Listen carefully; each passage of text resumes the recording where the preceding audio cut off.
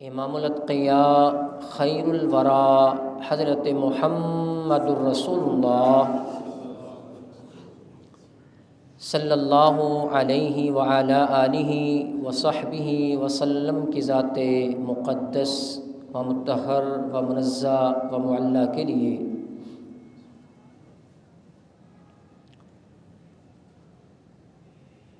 قابل صد احترام ذی وقار سامعین کرام، ہمارے معاشرے میں کچھ کہاوتیں اردو زبان میں جو ضرب المثل کے طور پر سننے کو ملتی ہیں، ان میں سے بہت وہ کہاوتیں اور ضرب الامثال ہمارے لیے بہت سی نصیحتوں کو اور دروس کو اپنے اندر سموئے ہوئے ہوتی ہیں، کیونکہ ان کہاوتوں اور ضرب الامثال کے پیچھے ایک مکمل کہانی ہوتی ہے جس کا خلاصہ اس کہاوت اور ضرب المثل کے ایک جملے کے اندر سمویا ہوتا ہے۔ لیکن کچھ ایسی کہاوتیں اور ضرب الامثال ہمارے معاشرے میں معروف کر دی گئی ہیں کہ جن سے دین اسلام کے شعائر کے خلاف، دین اسلام کی تعلیمات کے خلاف لوگوں کے دلوں میں اس دین اسلام کے شعائر کی نفرت بٹھانے کے لیے ان کو استعمال کیا جاتا ہے۔ عموماً ایک کہاوت بڑے ہی ہمارے پڑھے لکھے سادہ لوگ بھی بیان کر دیتے ہیں کہ جی 900 چوہا کھا کے بلی حج کو چلی، جبکہ یہ کہاوت اسلامی تعلیمات کے بالکل برعکس اور برخلاف ہے، کیونکہ وہ خالق کائنات تو خود فرماتا ہے کہ 900 تو سائیڈ پہ ہے، 1000 بھی ہو، 1000 سے زیادہ خطائیں اور گناہ بھی ہوں، لیکن اگر آخری سانس سے قبل انسان اللہ کی طرف خالص دل سے رجوع کر لیتا ہے، اللہ تعالیٰ فرماتے ہیں میں اس کے ماضی کے سارے گناہوں کو معاف کر دیتا ہوں۔ اس طرح ایک کہاوت اور ضرب المثل ہمارے معاشرے میں جو معروف ہے کہ ملا کی دوڑ مسجد تک، اب یہ جو ایک کہاوت معروف ہو چکی ہے، اسی حوالے سے آج کی گفتگو آپ کے سامنے کرنا چاہتا ہوں۔ سب سے پہلے تو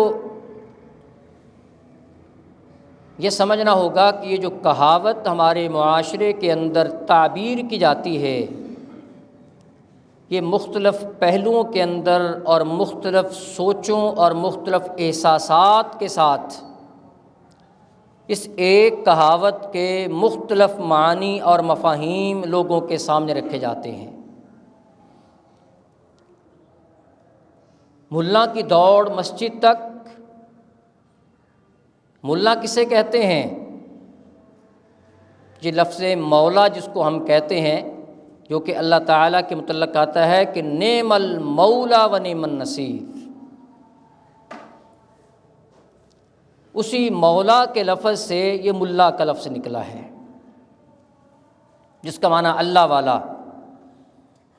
اللہ کے قریب ہونے والا، اللہ کے قریب کرنے والا۔ اب اس کے جو جملے کی جو تعبیرات کی جاتی ہیں، ان میں سے ایک تعبیر جو ہمارے معاشرے میں ہوتی ہے وہ یہ ہے کہ مساجد اور مدارس کے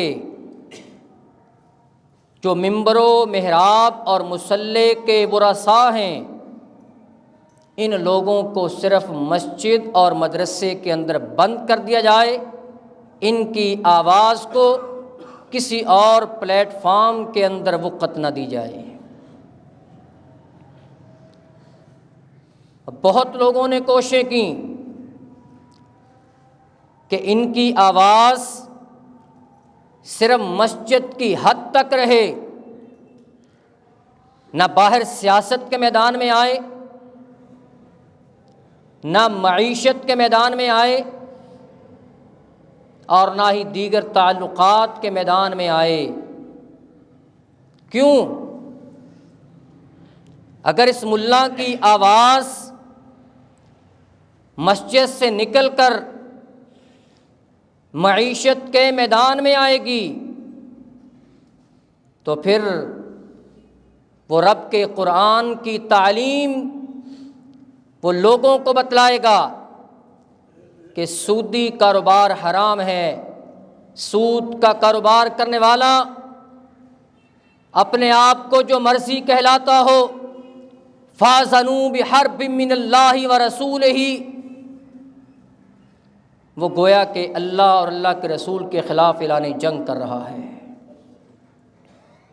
اب یہ آواز جب مسجد سے باہر جائے گی، لوگوں کے کروڑوں اربوں کے کاروبار وہ بند ہو جائیں گے۔ اس لیے ملا کی آواز کو مسجد تک محدود کر دو۔ جب اس مصلی اور محراب اور ممبر کی آواز سیاست کے ایوانوں میں جائے گی، جب ان تک یہ اللہ رب العالمین کا قانون پہنچے گا، وَالسَّارِقُ وَالسَّارِقَةُ فَاقْطَعُوا أَيْدِيَهُمَا جَزَاءً بِمَا كَسَبَا نَكَالًا مِّنَ اللَّهِ، چوری کرنے والا مرد ہو، چوری کرنے والی عورت ہو، اسلام کا قانون کہتا ہے کہ اسلامی حکومت کا یہ فرض اور ذمہ داری ہے کہ اس چوری کرنے والے مرد اور عورت اس کے ہاتھوں کو کاٹ دیا جائے۔ اگر اس ملا کی آواز ایوان میں پہنچ کر قانون کا درجہ اختیار کر گئی تو ایوان میں بیٹھنے والے تو سارے ٹنڈے ہو جائیں گے۔ اس لیے ملا کی دوڑ مسجد تک ہی محدود کر دو، اس کی آواز باہر نہ جانے دو۔ یہ صرف مدارس کی چار دیواری کے اندر اور مساجد کی چار دیواری کے اندر اس کی آواز ہونی چاہیے، باہر اس کی آواز نہیں ہونی چاہیے۔ یہ اس کا ایک پہلو اور ایکسیپٹ جو ہے وہ لوگوں کے سامنے رکھا گیا کہ تعلیمات باہر نہیں جانی چاہیے۔ جب ان کی آواز باہر جائے گی تو پھر کہا جائے گا کہ انما الخمر والمیسر، کہ اللہ رب العالمین نے یہاں پہ جوا حرام کیا ہے، شراب کو بھی اللہ تعالیٰ نے حرام کیا ہے۔ جب ان کی آواز سیاست کے ایوانوں میں جائے گی تو وہاں پر جب کہا جائے گا کہ شراب حرام ہے، اس کا لائسنس نہیں دیا جا سکتا، تو وہاں پہ تو وہ لوگ بیٹھے ہیں جو وہاں لائسنس کی منظوری کروانے والے ہوتے ہیں اور کروڑوں کے کاروبار اس شراب کے کرنے والے، اور اپنے آپ کو کہتے ہیں ہمارا امپورٹ اور ایکسپورٹ کا بزنس، کہ جو باہر سے ہم دیسی اور ولیتی اور فلاں فلاں منگوا کر ہم دیتے ہیں، ان کے تو کاروبار بند ہو جائیں گے۔ لہٰذا ملا کی دوڑ مسجد تک، اس کو مسجد تک ہی محدود کر دو، اس کی آواز کو باہر نہ آنے دو۔ ایک اس کا پہلو، ایک اس کی تعبیر، ایک اس کا مفہوم جو لوگوں کے سامنے رکھا جاتا ہے کہ ملا کی دوڑ مسجد تک ان مساجد اور مدارس والوں نے، ممبر و محراب کے مالکوں نے اور مدارس والوں نے لوگوں کے لیے کیا کیا ہے۔ یہ تو لوگوں کو صرف طہارت و وضو کے طریقے بتانے والے، یہ صرف لوگوں کو نمازوں کے طریقے بتانے والے، رکوع کیسے کرنا ہے، سجدہ کیسے کرنا ہے، یہ تو صرف بیچارے وہ لوگ ہیں جن کو نہ دنیا کا پتہ، نہ کاروبار کا پتہ، نہ سیاست کا پتہ، نہ معیشت کا پتہ، نہ ٹیکنالوجی کا پتہ، کسی چیز کا ان کو پتہ نہیں ہوتا۔ ان کو صرف 2 سے 3 چیزیں ہیں، یا طہارت کا طریقہ آتا ہے، یا وضو کا طریقہ آتا ہے، یا نماز کا طریقہ آتا ہے، بس۔ ممبر و محراب کے ورثاء نے لوگوں کے لیے کیا کیا ہے؟ یہ تو صرف مساجد کے اندر رہ کر ہی بس 2-3 چیزوں پر کام کرنے والے ہیں۔ یہ ایسا غلط مفہوم لوگوں کے ذہنوں میں ڈال دیا گیا ہے، اور یہ ایک رس کی طرح گویا کہ لوگوں کے کانوں کے اندر گھول دیا گیا ہے، اور لوگ بھی واہ واہ کرتے ہیں، واقعی یار انہوں نے اور کیا ہے۔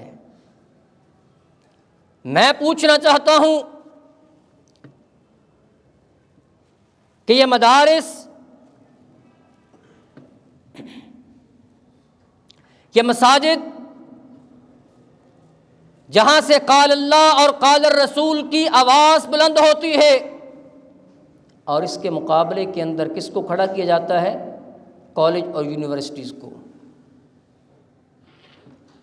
مساجد اور مدارس کی تعلیم کے مقابلے میں کالج اور یونیورسٹی کی تعلیم کو سامنے لایا جاتا ہے، اور مدارس پر سختی کی جاتی ہے۔ آپ بھی مدارس میں سائنس کو پڑھائیں، فزکس کو پڑھائیں، کیمسٹری کو پڑھائیں، بایو کو پڑھائیں، کمپیوٹر کو پڑھائیں۔ آپ بھی گویا کہ یونیورسٹیوں کے اندر تو تعلیم کا جو برا حال کرنا تھا وہ کر دیا، اب یہ چاہتے ہیں جو مدارس کے اندر قال اللہ اور قال الرسول کی آواز بلند ہوتی ہے اس کو بھی کم کیا جائے۔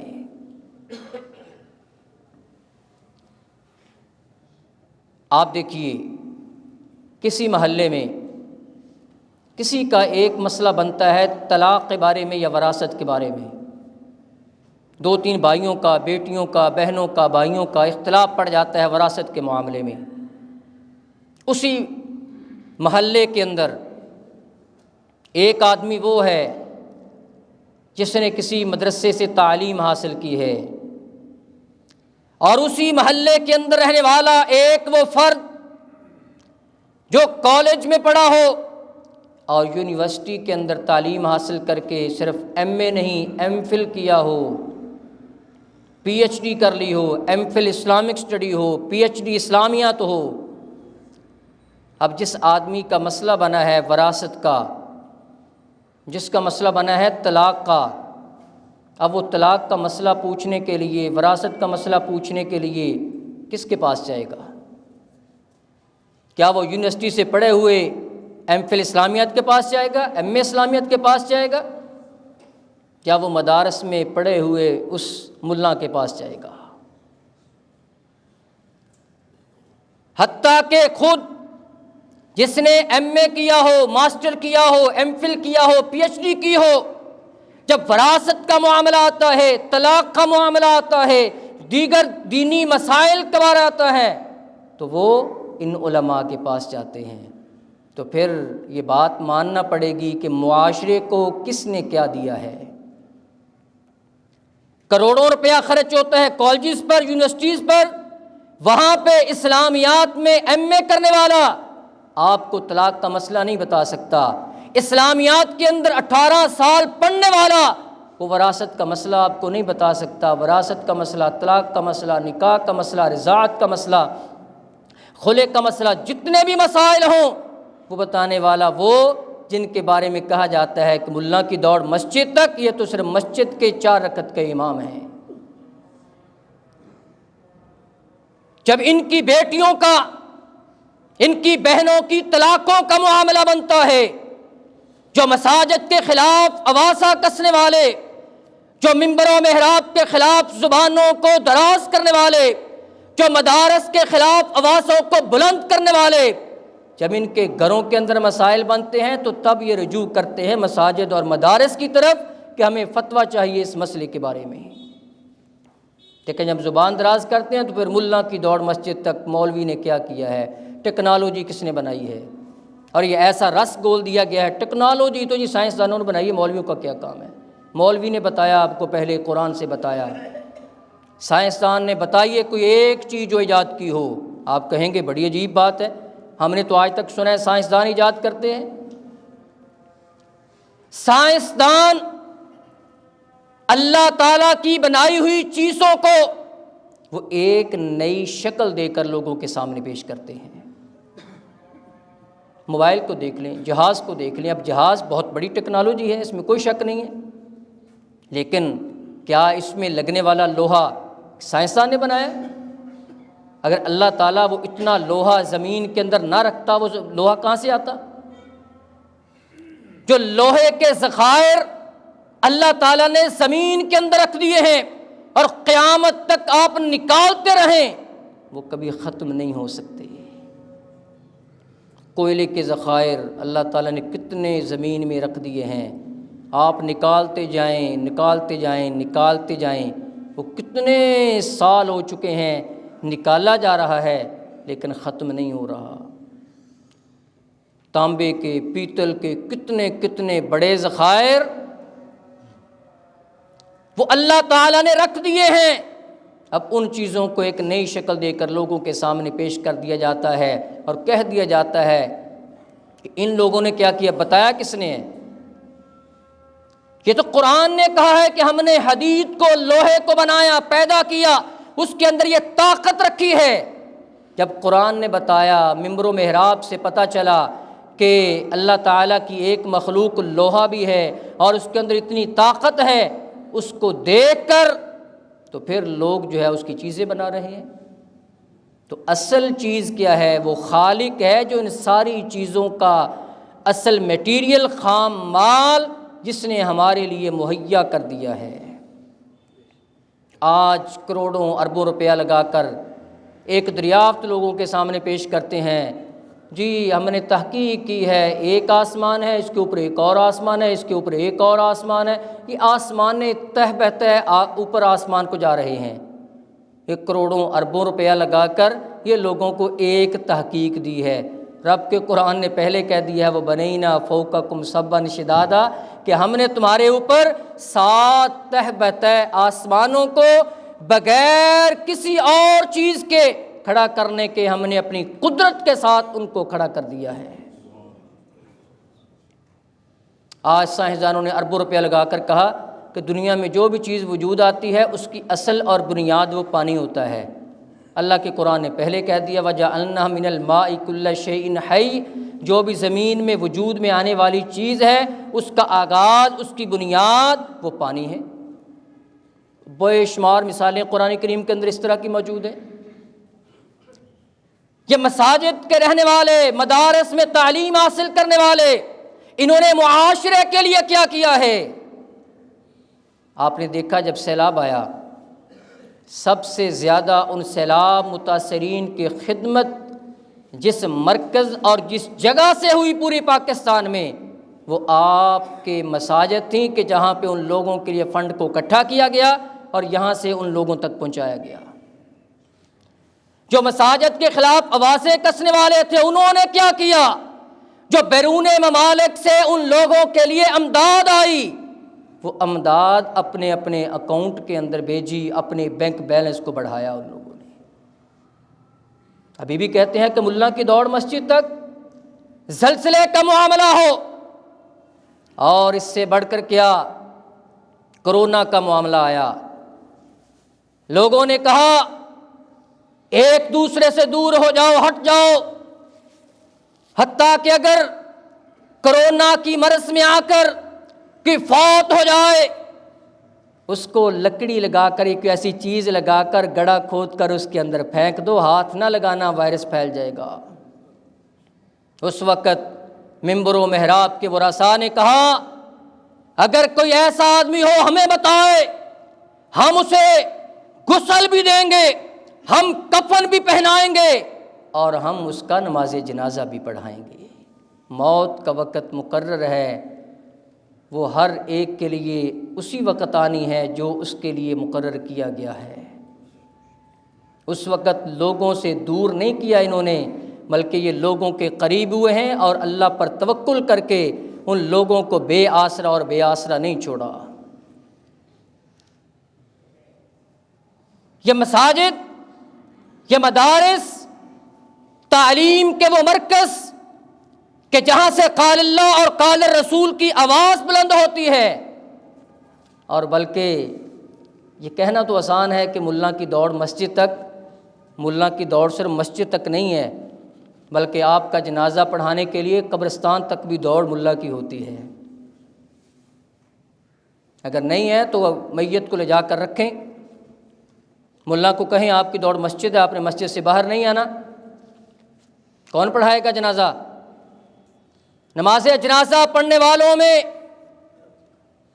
70% وہ لوگ ہوتے ہیں جن کو جنازے کا طریقہ نہیں آتا، جن کو جنازے کی دعائیں نہیں آتی، اور جب ان سے بات ہوتی ہے وہ کہتے ہیں ملا کی دوڑ مسجد تک، مولوی نے کیا کیا ہے، جنازے کی دعائیں نہیں آتی، باپ کا جنازہ تو نہیں پڑھا سکتا، بھائی کا جنازہ تو نہیں پڑھا سکتا، والدہ کا جنازہ تو نہیں پڑھا سکتا، باپ کو غسل دینے کا طریقہ تجھے نہیں آتا، اپنی طہارت کرنے کا طریقہ تجھے نہیں آتا، وضو کرنے کا طریقہ تجھے نہیں آتا، اور آواز بلند ہوتی ہے ملا کی دوڑ مسجد تک۔ ایک اور اس کا پہلو جو لوگوں کے سامنے رکھا جاتا ہے کہ ملا کی دوڑ مسجد تک، وہ اس معاملے میں کہ نہ کوئی عالم کی اہمیت ہے اور نہ مسجد کی اہمیت ہے، یہ تو ایک بس عام جگہ ہیں۔ یہ تو عالم جو ہے یہ بھی ایک عام آدمی ہے، اور جو مسجد ہے وہ بھی ایک عام جگہ ہے۔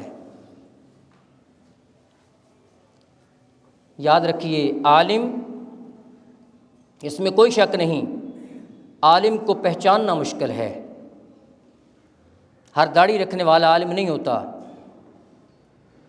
ہر شلوار کو ٹخنوں سے اوپر رکھنے والا عالم نہیں ہوتا،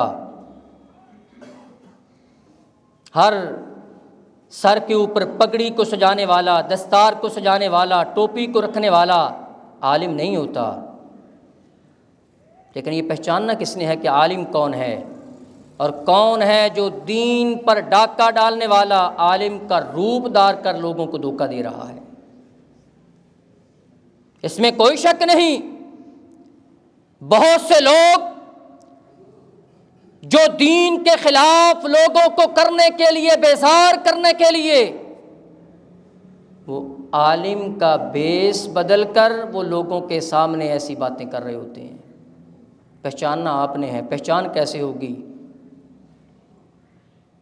جو اپنے آپ کو عالم کہلانے والا اپنی ذات کی طرف بلائے گا، گویا کہ وہ علماء کی صف میں نہیں ہے، اور جو اللہ کی طرف بلائے گا اس سے پتہ چلے گا کہ یہ عالم ہے۔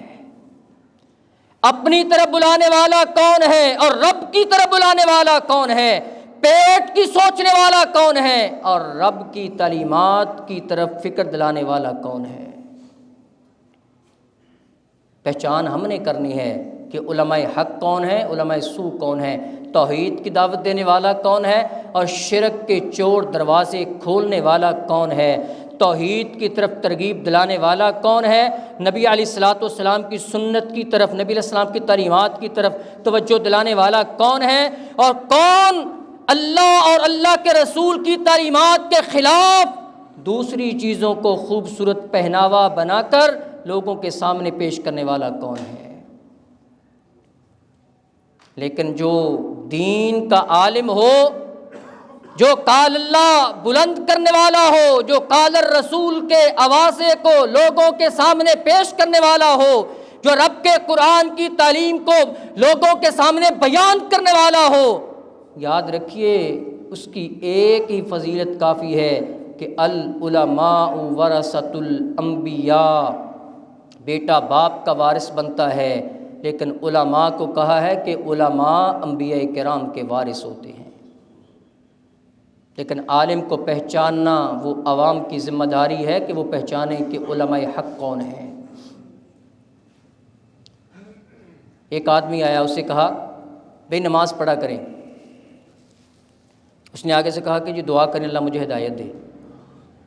اسے کہا نماز پڑھیں، وہ کہتا دعا کریں جی اللہ مینوں ہدایت دے۔ بھئی تینوں ہدایت واسطے تینوں بلان ڈے کہ مسجد چاہ نماز پڑھ۔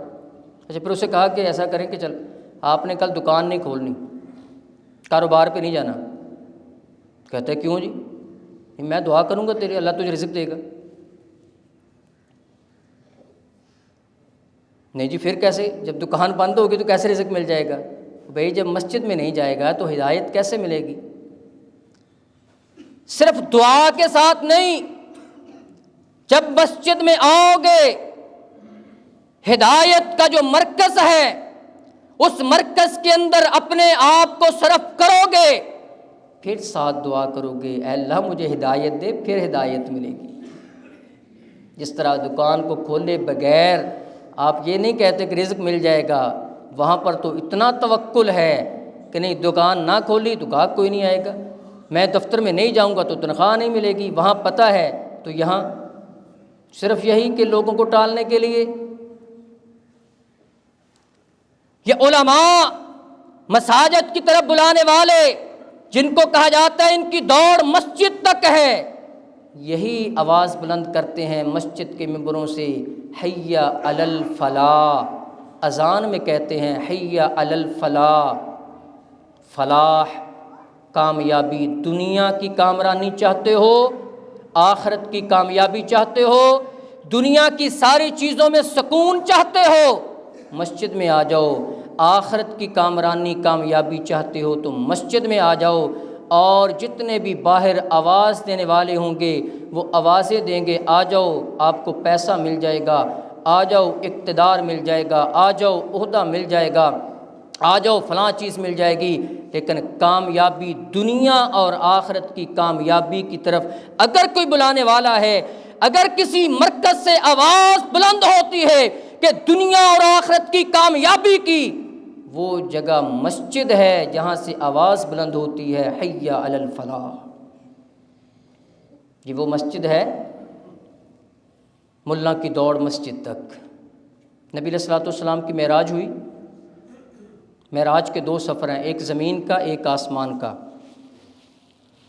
ایک کا ذکر 15ویں پارے میں ہے اور ایک کا ذکر اللہ تعالیٰ نے سورۃ الطور میں 27ویں پارے میں کیا ہے۔ 15ویں پارے میں اللہ تعالیٰ نے سورۃ بنی اسرائیل کے آغاز میں پہلی آیت میں کیا فرمایا؟ سبحان الذی اسری بعبدہ، پاک ہے وہ ذات جس نے اپنے بندے کو سیر کرائی رات کے وقت، رات کے کچھ لمحے میں، کہاں سے کہاں؟ من المسجد الحرام الی المسجد الاقصی، مسجد سے مسجد تک۔ ملا کی دوڑ کہا جاتا ہے نا مسجد تک۔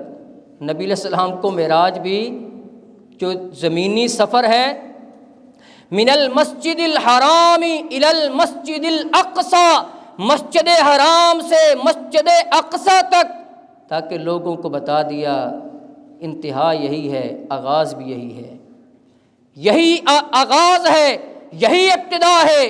اگر عروج چاہتے ہو، بلندی چاہتے ہو، آسمانوں کی طرف اپنے آپ کو بلند کرنا چاہتے ہو، تو مسجد سے مسجد تک آپ کو رہنا ہوگا، مسجد کے ساتھ تعلق کو مضبوط کرنا ہوگا۔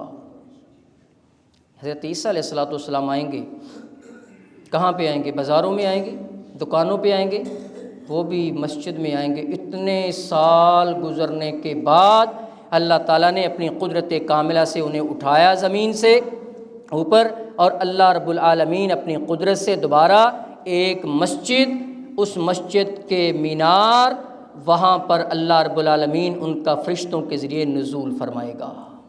یہ لوگوں کو بتا دیا کہ بھائی ابتدا بھی یہی ہے، آسمان کی بلندیوں پہ بھی چلے جاؤ، وہ جتنا مرضی مل جائے، دنیا میں آپ کے پاس جتنا بڑا عہدہ کیوں نہ ہو، آپ کو مسجد میں ہی آنا پڑے گا، مسجد کے ساتھ ہی تعلق کو قائم کرنا پڑے گا۔ یہ تو خوش نصیبی کی بات ہے اگر کوئی کہتا ہے کہ آپ کی دوڑ مسجد تک، اچھی بات ہے، بھی مسجد تک ہے نا، الحمدللہ، اللہ کا شکر ہے، شراب خانوں تک تو نہیں ہے، مے خانوں تک تو نہیں ہے، کلبوں تک تو نہیں ہے، ڈانس کی جگہوں پہ تو نہیں ہے، مجرے کی جگہوں تک تو نہیں ہے، آخر ہماری مساجد تک ہے۔ اللہ کا شکر ہے الحمدللہ، کیونکہ حدیث میں آتا ہے، نبی علیہ السلام فرماتے ہیں کہ جو انسان مسجد کی طرف صبح جاتا ہے، شام جاتا ہے، صبح جاتا ہے، کلما غدا او راہ، کلما غدا او راہ، صبح جاتا ہے، شام جاتا ہے، اعد اللہ لہ نزلا من الجنہ، اللہ رب العالمین اس آدمی کے لیے جنت میں مہمان نوازی کا انتظام فرما دیتے ہیں۔ اور یہی وہ جگہ ہے جہاں پر چل کر جانے کی یہ فضیلت ہے۔ نبی علیہ السلام نے فرمایا، بشر المشائین فی الظلم الی المساجد بالنور التام یوم القیامہ، جو رات کے اندھیرے میں، عشاء کا ٹائم ہو، فجر کا ٹائم ہو، اندھیرا آڑے نہیں آتا، اندھیرے کے اندر بھی جو مسجد کا رخ کرتے ہیں، قیامت کا دن ہوگا، ان کو خوشخبری سنا دو کہ قیامت کا دن ہوگا، کائنات کا رب قیامت کے دن ان کو خاص نور اور روشنی عطا کرے گا۔ یہی مساجد کی طرف چل کر جانے کی فضیلت ہے کہ نبی علیہ السلام فرماتے ہیں، سبعۃ یظلھم اللہ فی ظلہ یوم لا ظل الا ظلہ، کہ جس دن کسی چیز کا کوئی سایہ نہیں ہوگا، ایک وہ آدمی ان 9 افراد میں سے ہوگا، وَرَجُلٌ قَلْبُهُ مُعَلَّقٌ بِالْمَسْجِدِ، کا جس کا دل مسجد میں لگتا ہے، جب دل کرتا ہے مسجد کی طرف دوڑ، مسجد کی طرف دوڑ، مسجد میں جاتا ہے، مسجد میں جاتا ہے، قیامت کے دن اللہ تعالیٰ جب کسی چیز کا کوئی سایہ نہیں ہوگا، اس مسجد کی طرف جانے والے کو اپنا خاص سایہ نصیب فرمائیں گے۔ یہی مسجد کی طرف جانا ہے۔